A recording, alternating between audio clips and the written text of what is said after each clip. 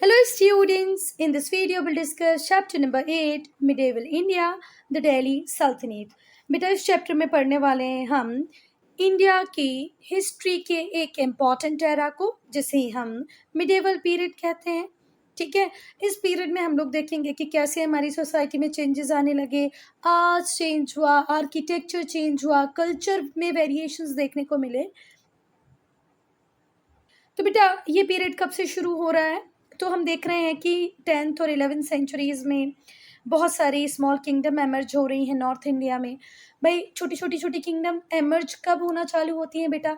जब कोई central authority नहीं होती। ठीक है, अगर कोई सेंट्रल अथॉरिटी रहेगी तो छोटे राजा तो रहेंगे पर उनको कंट्रोल करने के लिए एक सेंट्रल पावर रहेगी। ठीक है, पर अब नॉर्थ इंडिया में ऐसी कोई सेंट्रल पावर नहीं है, कोई सेंट्रल अथॉरिटी नहीं है। बहुत सारे छोटे स्मॉल किंगडम्स बन गए हैं। अच्छा, एक प्रॉब्लम होती है ये छोटे किंगडम्स की कि ये आपस में लड़ते रहते हैं बेटा। ठीक है, क्यों लड़ते रहते हैं? कभी रिसोर्सेज को लेके लड़ रहे होते हैं, कभी एरिया को लेके लड़ रहे होते हैं। तो 10th और 11th सेंचुरीज में हमने देखा कि बहुत सारे स्मॉल किंगडम्स का एमरजेंस हुआ नॉर्थ इंडिया में। क्यों हुआ भैया ऐसा? क्योंकि पावरफुल सेंट्रल गवर्नमेंट का एब्सेंस था, पावरफुल सेंट्रल गवर्नमेंट थी ही नहीं। ये जो किंगडम्स थी ये आपस में हमेशा कॉन्फ्लिक्ट में रहती थी, वाद विवाद हुआ करते थे, झगड़े हुआ करते थे इनके एक दूसरे से। अब देखो इनमें तो आपस में पॉलिटिकल यूनिटी नहीं देखने को मिल रही है हमें, क्योंकि कभी एरिया को लेके लड़ रहे हैं, कभी रिसोर्सेज को लेके लड़ रहे हैं। छोटी बातों पे जब इनके बीच में लड़ाइयाँ हो रही हैं तो पॉलिटिकल यूनिटी कैसे होगी? होगी ही नहीं।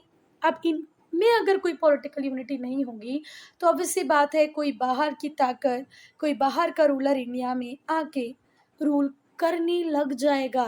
किसका फायदा उठा के? इन छोटी लड़ाइयों का। और ऐसा ही हुआ। इसका फायदा किसने उठाया? टर्क्स ने, तुर्कों ने, टर्क्स, तुर्क। ठीक है, तुर्कों ने इसका फायदा उठाया और फटाफट एरिया को जीतते गए इंडिया में। स्पेशली कौन से एरिया? नॉर्थ इंडिया को जीता इन्होंने। ये जो पॉलिटिकल यूनिटी की कमी थी ये ही रिस्पॉन्सिबल थी, जिसकी वजह से, जिसके कारण क्विक विक्ट्रीज मिली किसको? टर्क्स को। ठीक है, who begin their conquest in 11th and 12th century. 11th century में, 12th सेंचुरी में इंडिया को जीतने के लिए आए कौन? टर्क्स, तुर्क लोग। और इन्हें फटाफट जीत मिलती भी रही। क्यों मिल गई भैया फटाफट जीत? क्योंकि पॉलिटिकल यूनिटी ही नहीं थी इंडिया में। क्लियर है? However, their empire was established in 13th century। बेटा देखो ध्यान से सुनना जरा, इन्होंने विक्ट्रीज तो लेना चालू कर दी थी 11th सेंचुरी से, 12th सेंचुरी से, पर शुरुआती दौर में इनका पर्पस कभी भी इंडिया के ऊपर रूल करना था ही नहीं, इसलिए इन्होंने अपने रूल को स्टार्ट नहीं किया। इनका एम्पायर इंडिया में एस्टेब्लिश होता है 13th सेंचुरी में।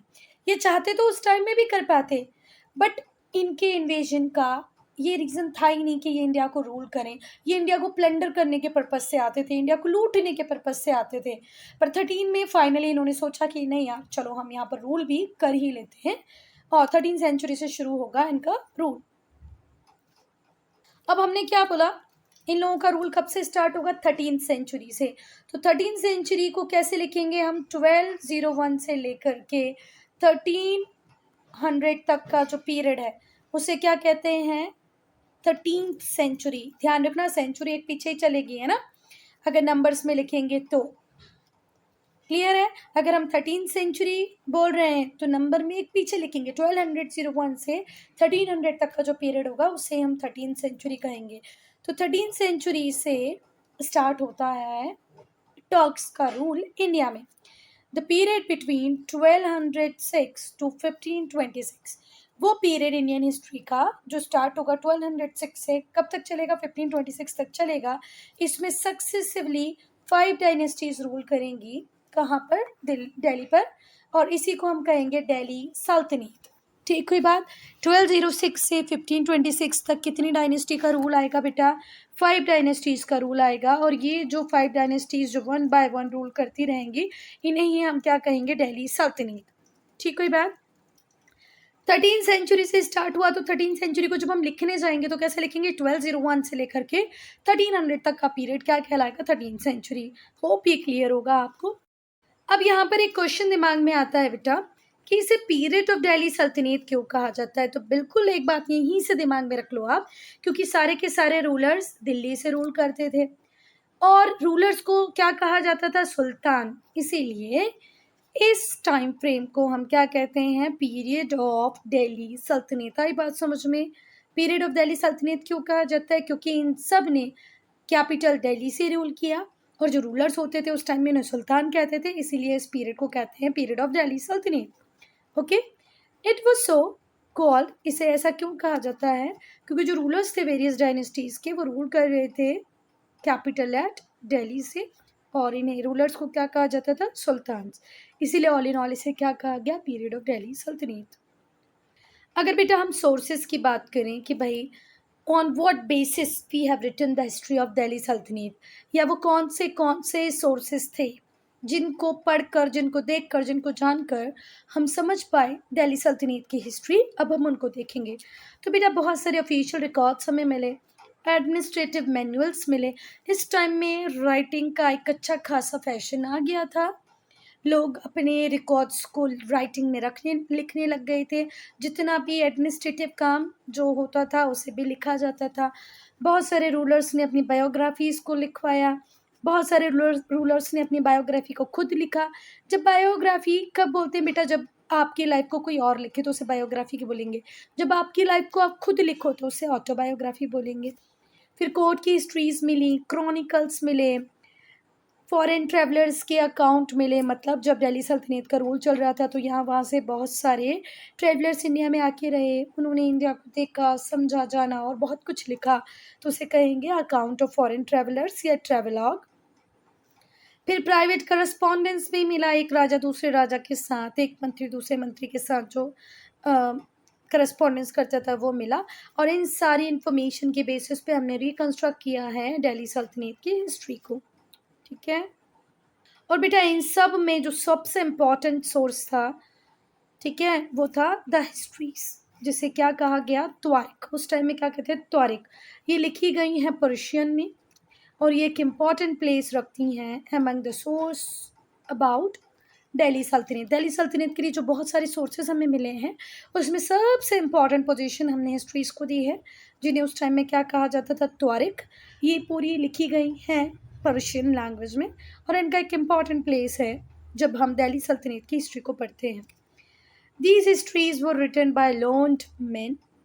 ये हिस्ट्रीज जो थी इन्हें लिखा गया था, ये जो त्वारिख थी इन्हें लिखा गया था लर्न्ड मेन द्वारा, जैसे कि सेक्रेटेरियट्स, एडमिनिस्ट्रेटर्स, पोएट्स, कोर्टियर्स, कोर्ट में रहने वाले लोग, पोएट, एडमिनिस्ट्रेटर्स, सेक्रेटरीज, इन सब लोगों ने लिखा था। ये सारे लर्न्ड मैन थे, इसलिए इसकी इम्पोर्टेंस ज़्यादा बढ़ जाती है। Who both collected, recollected events and advise the rulers. ये कभी कभी रूलर्स को एडवाइस भी देते थे।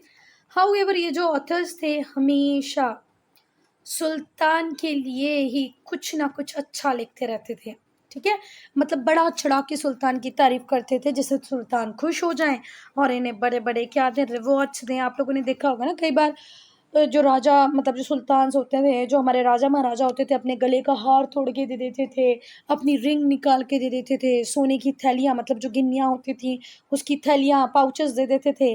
तो for getting this rich awards they keep praising their sultans. ठीक है, तो ये जो ऑथर्स होते थे हमेशा सुल्तान्स के लिए लिखते थे, सुल्तान्स का अच्छा अच्छा लिखते थे। क्यों लिखते थे भाई, क्योंकि इन्हें रिवॉर्ड्स चाहिए होते थे।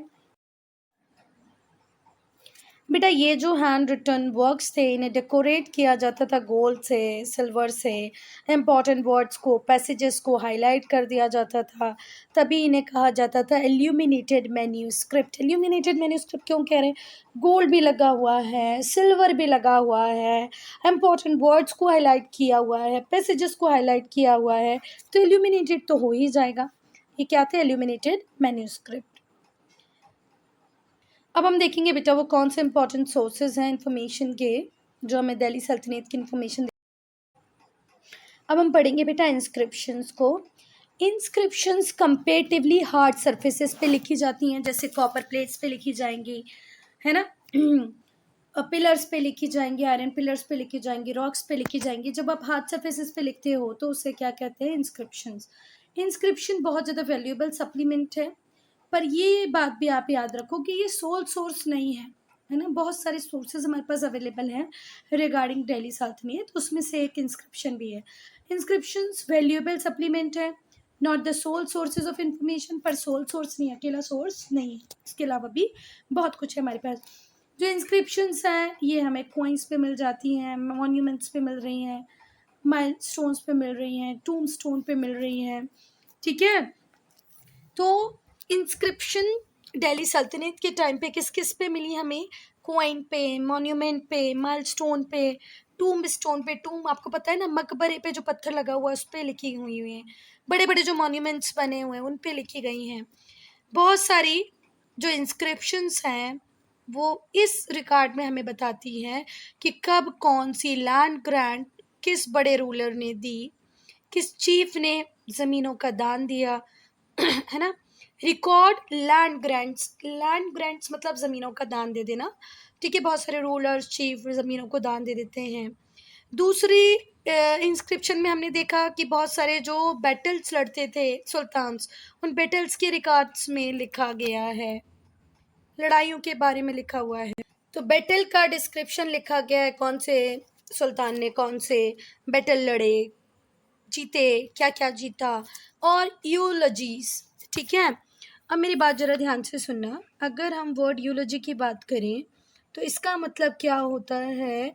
प्रशस्ति। प्रशस्ति मतलब हमेशा जो तारीफ में लिखी जाए, प्रशंसा में लिखी जाए। यूलॉजीज टू रूलर्स, राजा की तारीफ में लिखी गई चीज़ों को हम क्या कहेंगे? यूलॉजीज, ठीक है। डिस्क्रिप्शंस मिला हमें बैटल का, यूलॉजी मिली किसकी? राजा की, रूलर्स की, राजा की तारीफ में लिखी हुई प्रशस्ति। प्रशस्ति का मतलब क्या होता है? जिसमें सिर्फ राजा की आपको तारीफ ही तारीफ मिलेगी। टुगेदर ये जो इंस्क्रिप्शन है ये गुड सोर्स है इंफॉर्मेशन का। भैया जो डिफरेंट रूलर्स रहे उस टाइम में, जो लोकल चीफ रहे, उन सब की इंफॉर्मेशन हमें इंस्क्रिप्शन से मिल जाती है। कुछ इंस्क्रिप्शन संस्कृत में लिखे गए हैं तो कुछ इंस्क्रिप्शंस अराबिक में भी लिखे गए हैं। दोनों ही लैंग्वेजेस में हमें इंस्क्रिप्शन मिले हैं। देखो जो लोकल रूलर्स थे, लोकल चीफ्स थे, हो सकता है उन्होंने संस्कृत में लिखवाया हो। फिर जो हमारे दिल्ली सुल्तान्स थे, जो टर्क्स थे, उन्होंने अराबिक में लिखवाया हो। फॉर एग्जांपल जो पहला कॉइन इशू किया था मोहम्मद बख्तियार खिलजी ने, उस पे अराबिक भी मिल रही है और संस्कृत इंस्क्रिप्शन, दोनों ही चीज़ें हैं बेटा। कॉइन हार्ड सरफेस है, कॉइन के ऊपर अगर कुछ लिखा जाएगा तो उसे क्या ही कहेंगे? इंस्क्रिप्शन। यहाँ से एक बात आप बहुत अच्छे से याद रखना, पहला कॉइन जो मोहम्मद बख्तियार खिलजी ने इशू करवाया था उसके ऊपर अरेबिक में भी लिखा हुआ है और संस्कृत में भी लिखा हुआ है। अब हम मॉन्यूमेंट्स की बात करेंगे। जो रूलर्स हैं दिल्ली सल्तनत के, उन्होंने बहुत सारे मॉन्यूमेंट्स बनवाए, ठीक है। जो सिर्फ हमें ये नहीं दिखाते कि उस टाइम में कल्चरल ट्रेंड कैसे थे, पर हमें ये भी बताते हैं बेटा कि उस टाइम में लोग किस तरीके से रह रहे थे, उनकी लिविंग कंडीशंस क्या थी, उनका फेथ विश्वास क्या था, बिलीफ सिस्टम क्या था, ठीक है। उनकी आस्था क्या थी, उनका विश्वास कैसा हुआ करता था, किस पे करते थे, किस पे नहीं करते थे। तो आस्था विश्वास की बात भी हमें उनके मॉन्यूमेंट्स को देख के पता चलती है। उस टाइम में लिविंग कंडीशंस कैसी थी वो पता चलता है, सोसाइटी कैसी थी, कल्चरल आउटलुक कैसा था रूलर्स का, ये सारा कुछ हमें किससे पता चलता है? मॉन्यूमेंट से, ठीक है। तो ये जो दोनों वर्ड हैं ये क्या बता रहे हैं? लोगों की आस्था कैसी थी, लोगों का विश्वास कैसा था, ठीक है। उस टाइम सोसाइटी कैसी थी, समाज की दशा कैसी थी, संस्कृति कैसी थी, रूलर का आउटलुक सोसाइटी के लिए कैसा था, संस्कृति के लिए कैसा था, ये आपको मॉन्यूमेंट देख के पता चल जाएगा। जो मोस्ट सिग्निफिकेंट मॉन्यूमेंट है, बहुत सारे मॉन्यूमेंट्स हैं, उसमें जो सबसे सिग्निफिकेंट सबसे इम्पॉर्टेंट है वो है कुतुब मीनार इन दिल्ली, ठीक हुई बात। दिल्ली सल्तनत के टाइम में बेटा बहुत सारे मॉन्यूमेंट्स बने, पर उसमें सबसे इम्पॉर्टेंट है कुतुब मीनार, जो कि कहाँ पर सिचुएटेड है बेटा? दिल्ली में। बेटा अब हम पढ़ेंगे कुतुब मीनार को। कुतुब मीनार को बनवाना चालू किसने किया था? कुतुब मीनार का कंस्ट्रक्शन स्टार्ट करवा दिया था कुतुबुद्दीन ऐबक को। इसी बात से लोगों के दिमाग में एक मिसकंसेप्शन आ जाता है, कन्फ्यूजन आ जाता है कि भाई कुतुब मीनार का नाम इसके नाम पर ही रखा है, कुतुबुद्दीन ऐबक के नाम पे रखा है, पर बेटा ऐसा बिल्कुल गलत है। कुतुबुद्दीन ऐबक ने इसके कंस्ट्रक्शन को स्टार्ट ज़रूर करवाया, पर इन्होंने ये कुतुब मीनार है ये किसको डेडिकेट की थी? एक सूफ़ी संत थे, एक सूफ़ी सेंट थे जिनका नाम भी क्या था? कुतुबुद्दीन बख्तियार काकी, ठीक है? कुतुबुद्दीन तो था ही ना, बाद में क्या भी जुड़ा हुआ है? बख्तियार काकी।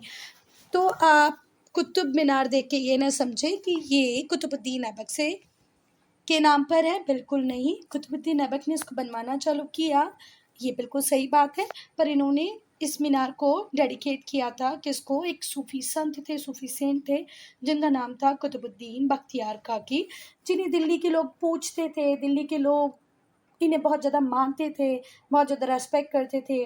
ये जो स्ट्रक्चर है इसे कंप्लीट करवाया इल्तुतमिश ने, क्योंकि बेटा कुतुबुद्दीन ऐबक सिर्फ 4 साल रूल कर पाते हैं, सडन इनकी डेथ हो जाती है, तो इनके बाद इल्तुतमिश आते हैं और इल्तुतमिश कुतुब मीनार के कंस्ट्रक्शन को पूरा करवाते हैं। अब कुतुब मीनार के स्पेशल फीचर्स को पढ़ेंगे हम। बेटा जब ये बन के कुतुब मीनार जब बन के पूरी तैयार हो जाती है तो इसकी हाइट 71.4 मीटर्स होती है, ठीक है? अगर हम कुतुब मीनार की बात करें, जब बन के पूरी रेडी हो गई तो इसकी हाइट कितनी हुई? 71.4 मीटर हुई। ये इसमें 4 स्टोरी है। 1369 में क्या हुआ था? लाइटनिंग मतलब बिजली गिरने से ये टावर जो था वो डैमेज हो गया था। The tower was damage bye lightning, बिजली गिरने से टावर डैमेज हुआ कब? 1369 में। पर बाद में उसे रिपेयर करा लिया गया, उसके ऊपर रिनोवेशन करवा लिया गया। वो किसने करवाया? फिरोज शाह तुगलक ने, और उसकी हाइट और बढ़ा दी। ठीक हुई बात? तो ओरिजिनली जब ये बन के रेडी हुई तो इसकी हाइट 71.4 मीटर थी, 4 स्टोरी थी। बिजली की वजह से, बिजली गिरने की वजह से, लाइटनिंग की वजह से इसमें डैमेज हुआ 1369 में। फिरोज शाह तुगलक ने इसको पूरा रिपेयर कराया, इसका रेनोवेशन करा दिया और इसकी हाइट को फर्दर बढ़ाया। बाद में ये 5 स्टोरी हो गई। It has 5 story tapering as they ascend. जैसे आप ऊपर की तरफ जाओगे, छोटे टैपर होती जाएगी ये। Each story separated from the other by projecting balcony. तो बात समझ में आई? जैसे जैसे आप ऊपर चढ़ते जाएंगे, जो जगह होगी ये कम और कम होती जाएगी, ठीक है? इसमें 5 मंजिलें हैं जो चढ़ाई के साथ साथ पतली होती जाती हैं, ठीक है? और कम होते जाता है। नीचे जो बेस है वो सबसे बड़ा है, ऊपर आप जाते जाओगे तो ये टैपर करेगा, जैसे हम बोलते हैं ना लीव्स टैपर करती हैं, जैसे यहाँ पर ये टैपरिंग पार्ट है। चलो दूसरा, हर स्टोरी दूसरे से अलग है, किससे? बालकनी से। और बेटा जो एंट्रेंस है जहाँ से आप प्रवेश करेंगे, अंदर की तरफ जाएंगे, वो किस द्वार से होती है, किस रास्ते से होती है? नदन साइड से, ठीक है? जो प्रवेश द्वार है वो उत्तर की तरफ है। देन जो मीनार है वो एक सर्कुलर टावर है, अबाउट 13.8 मीटर्स इन डायामीटर। कितना डायामीटर है इसका? 13.8 बेस पर, ठीक है? मतलब ये जो बेस बना है इसका डायमीटर कितना है बेटा? 13.8। और जैसे ये बेस ऊपर की तरफ जाता जाएगा, ऊपर जाके सिर्फ कितना बचता है? 3 मीटर का बचता है। आई बात समझ में? तो वो बिल्डिंग जिसका बेस, वो मीनार जिसका बेस 13.8 था, वो ऊपर जाते उसकी विड्थ सिर्फ कितनी रह जाती है? 3 मीटर रह जाती है। ठीक हुई बात? मीनार सर्कुलर टावर के रूप में बनी हुई है, 13.8 इसका डायमीटर है जो बेस पर है। बाद में ये टैपर होती जाती है विड्थ में, और एंड में कितनी बचती है? 3 मीटर्स। समिट मतलब इसका जो छोर है ना, चोटी है, वहाँ पर ये 3 मीटर्स की रह जाती है। It is a circular stairway, इसमें सर्कुलर सीढ़ियाँ लगी हुई हैं। कितनी सीढ़ियाँ हैं? 379, ठीक है? 379 सीढ़ियाँ आप चढ़ गए तो आप कहाँ पहुँच जाएंगे? टॉप पे। इसको बनाने के लिए रेड सैंडस्टोन का यूज़ हुआ है, मार्बल का भी यूज़ हुआ है, ग्रे क्वार्टाइट्स का यूज़ हुआ है। अब बेटा सैंडस्टोन तो आप जानते होंगे क्या होता है, तो रेड सैंडस्टोन, मार्बल बोले तो संगमरमर, ग्रे क्वार्टसाइट, इनका यूज़ हुआ है इस टावर को बनाने में। बेटा हर टावर पे, each of the tower has projecting balcony. Her tower पे क्या बनाई है, उभरी हुई बालकनी, प्रोजेक्टिंग मतलब उभरा हुआ होना, उभरी हुई बालकनियाँ बनाई गई हैं। और ये बालकनीज़ को इस तरीके से सपोर्ट दिया गया है कि पूरे के पूरे स्ट्रक्चर को भी क्या मिल सके, इतनी हिम्मत मिल सके कि वो पूरा के पूरा वजन का लोड उठा पाएँ। ठीक है, प्रत्येक टावर पे एक उभरी हुई बालकनी है और ये जो बालकनियाँ हैं इन्हें इस तरीके से सहारा दिया गया है कि ये पूरे के पूरे स्ट्रक्चर का, पूरी की पूरी संरचना का भार उठा लें। ठीक है? इसमें कोई आश्चर्य की बात नहीं है बेटा, नो वंडर कि ये जो बिल्डिंग है ये इतनी पुरानी है और फिर भी अब तक है, इतनी सेंचुरीज बीत गई पर अब तक एज इट इज़ है। तो सोचो कुछ तो बात होगी, कंस्ट्रक्शन में बहुत ज़्यादा प्रिसिशन का ध्यान रखा होगा, है ना। अब हम देख रहे हैं कि बालकनीज प्रोजेक्टिंग है, उनको इस तरीके से सपोर्ट किया गया है कि पूरे स्ट्रक्चर का वेट उठा लें। मतलब इंजीनियरिंग तो बहुत ही हाई लेवल की थी बेटा इस टाइम में। बेटा इसके ऊपर आयतें लिखी गई हैं, वर्सेस लिखे गए हैं किसकी, होली कुरान की। होली कुरान की जो आयतें हैं वो इस बिल्डिंग, इस पूरे टावर के ऊपर लिखी गई हैं। कई जगह हम लोग इंट्रिकेट कार्विंग भी देखते हैं फ्लोरल मोटिव्स की, जो इस टावर के ऊपर है। तो भाई इस टावर के ऊपर कुरान की आयतें लिखी गई हैं। ठीक है, पवित्र होली कुरान बोले तो पवित्र कुरान की आयतें इसके ऊपर लिखी गई हैं। कई जगह पर हम लोग देखते हैं इंट्रिकेट कार्विंग है जिसमें फूल पत्तियों की आकृति दिखाई पड़ेगी। ठीक है, वो भी इसके ऊपर इंस्क्राइब की गई हैं, क्या फूल पत्ती वगैरह। और बेटा ये जो वर्ड है ना इंट्रिकेट, किसके आगे लगा हुआ है, कार्विंग। तो कार्विंग करने का मतलब क्या होता है, खुरच खुरच के कोई डिज़ाइन वगैरह बनाना। अब इंट्रिकेट उसके आगे लगा है और इंट्रिकेट का मीनिंग क्या होता है, बहुत ज़्यादा जिसमें छोटी छोटी डिटेलिंग पे ध्यान दिया गया हो, है ना, बहुत ही कॉम्प्लिकेटेड वे में बनाया गया हो। तो जो कार्विंग की गई है, कार्विंग क्या होती है, जैसे आप अब कई बार बच्चे लोग नहीं करते, बेंच डेस्क पे डिवाइडर लेके कुछ लिखने लगते हैं, तो उसको भी क्या कहेंगे, कार्विंग, खुरचना, खुरच खुरच के निकालना। तो यहाँ पर कार्विंग की गई है, उसमें बहुत ही स्मॉल डिटेलिंग मिलेगी, किसकी, फूल पत्तियों के डिज़ाइन वगैरह मिलेंगे किसके ऊपर, इस टावर के ऊपर। अब हम पढ़ेंगे बेटा स्लेव डायनेस्टी को। तो 5 सक्सेसिव रूलिंग डायनेस्टीज ने रूल किया दिल्ली सल्तनत को, namely the slave dynasty. Slave dynasty का ही दूसरा नाम है मामलुक डायनेस्टी। उसके बाद आई खिलजी डायनेस्टी। कई कई बुक्स में आपको खिलजी की जगह क्या लिखा हुआ मिलेगा, खलजी। तो कंफ्यूज नहीं होना, खलजी खिलजी सेम ही है। उसके बाद आएंगे तुगलक, उसके बाद आएगी सैयद और फिर लोधी डायनेस्टी। ठीक है, तो 5 सक्सेसिव रूलिंग डायनेस्टीज हैं जिनमें स्लेव है, स्लेव डायनेस्टी है, उसके बाद आएगी खिलजी डायनेस्टी, उसके बाद आएगी तुगलक डायनेस्टी, उसके बाद सैयद और उसके बाद लोधी डायनेस्टी। पांचों डायनेस्टीज के नाम याद कर लेना। मोहम्मद गौरी ने पृथ्वीराज चौहान को हराया था सेकेंड बैटल ऑफ तराइन में। तराइन में 2 बार लड़ते हैं मोहम्मद गौरी और पृथ्वीराज चौहान। एक बार पृथ्वीराज चौहान जीत जाते हैं, दूसरी बार पृथ्वीराज चौहान हार जाते हैं। तो सेकेंड बैटल ऑफ तराइन होता है 1192 में, जिसमें पृथ्वीराज चौहान की हार होती है, मोहम्मद गौरी की जीत होती है। दिल्ली अब किसके पास चला गया, मोहम्मद गौरी के पास चला गया। From Delhi the Turkish rule was extended. और इसके बाद तो भैया कहानी ही पलट गई। क्या कहानी बदली बेटा, वो टर्क्स जो अपने एरिया में रूल कर रहे थे अब वो दिल्ली तक पहुँचे। दिल्ली के बाद उन्होंने अपने एरिया को एक्सपांड करना चालू किया, गैंगेटिक प्लेन तक पहुँचे, है ना, फिर बिहार पहुँचे, फिर बंगाल पहुँचे। Turkish rule was extended into Gangetic plains and to Bihar to Bengal.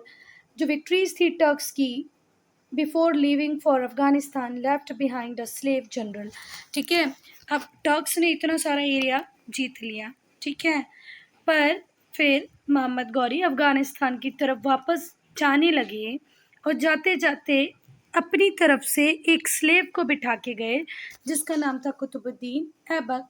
क्या बना के बिठा के गए, वायसरॉय, कि भैया अब आने वाले टाइम में मुझे तुम रिप्रेजेंट करोगे इंडिया में, तो जितनी भी ये जो लैंड है, जितना एरिया जिसे हमने जीत लिया है, अब उसको तुम रूल करो, तुम अपने हिसाब से चलाओ। ठीक कोई बात। मोहम्मद गौरी के स्लेव थे कुतुबुद्दीन ऐबक। स्लेव मतलब होता गुलाम, ठीक है। तो मोहम्मद गौरी जीतने के बाद सारा एरिया किसके भरोसे छोड़कर, कुतुबुद्दीन ऐबक के सुपुर्द छोड़कर वापस गए। कुतुबुद्दीन ऐबक को माना जाता है कि भाई ये फाउंडर हैं स्लेव डायनेस्टी के। जो अर्ली रूलर्स थे इस डायनेस्टी के, उन्हें कहा जाता था मामलुक सुल्तान। ये जो वर्ड मामलुक है ये अरेबिक वर्ड है जिसका मतलब होता है ऊंट। ऊंट मतलब जिसे खरीद लिया गया हो, जो गुलाम। क्योंकि बेटा ये जितने भी सुल्तान थे या तो ये स्लेव गुलाम हुआ करते थे टर्क्स के, या तो फिर ये गुलामों के बेटे थे, इसीलिए इन्हें क्या कहा गया, मामलुक सुल्तान। तो अब पूरी कहानी समझ में आई। कुतुबुद्दीन ऐबक फाउंडर हैं मामलुक डायनेस्टी के, स्लेव डायनेस्टी के। इन्हें मामलुक सुल्तान या मामलुक डायनेस्टी या स्लेव डायनेस्टी क्यों कहते हैं? क्योंकि ये जो वर्ड मामलुक है ये अरेबिक वर्ड है जिसका मतलब होता है ऊंट। ऊंट मतलब खरीदा हुआ। ऊंट मतलब खरीदा हुआ, हाँ, है ना, जिसे हम स्लेव भी कहते हैं, गुलाम भी कहते हैं। क्योंकि ये सुल्तान या तो खुद गुलाम थे तुर्कों के, या तो फिर ये गुलाम के बच्चे थे, इसीलिए इन्हें क्या कहा गया, मामलुक सुल्तान। बेटा कुतुबुद्दीन को अब अपने मास्टर का काम पूरा करना था, तो उन्होंने भी जम के लड़ाइयाँ की इंडिया में, और फोर्ट ऑफ कालिंजर जो बुंदेलखंड में है उसे एक्वायर कर लिया। ठीक है, फिर आगे की तरफ बढ़े तो इन्होंने किसको एक्वायर